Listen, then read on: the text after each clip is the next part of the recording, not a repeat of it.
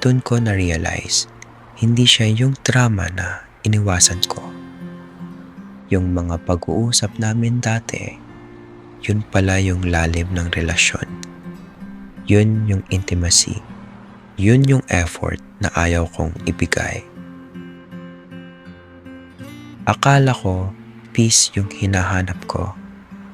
Pero comfort lang pala yung pinili ko. At magkaiba yun. Minsan, iniisip ko, kung mas naging patient pa ako, kung mas nakinig pa ako, kung mas pinili ko bang intindihin kaysa umiwas, baka iba yung ending. Kung nagustuhan mo ang kwento, don't forget to like, mag-comment ka ng thoughts mo, at share mo na rin sa friends mo.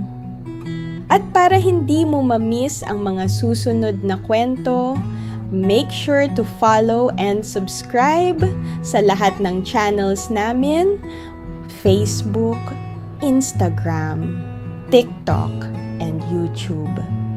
Iba't ibang kwento, pero iisang puso ang tatamaan. Heartline Stories PH.